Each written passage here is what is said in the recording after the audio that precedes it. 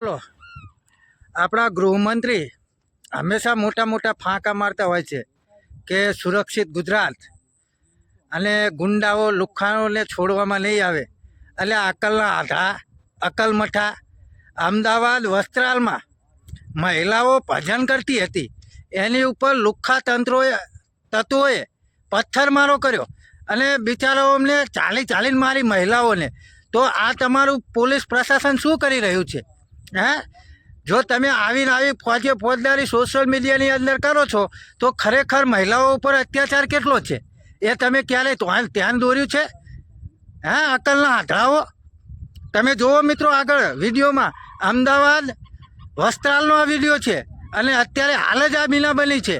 જેટલું બને એટલું મિત્રો વિડીયોને શેર કરો, કારણ કે આપણા ગૃહમંત્રી હંમેશા મોટી મોટી વાતો જ કરતા હોય છે.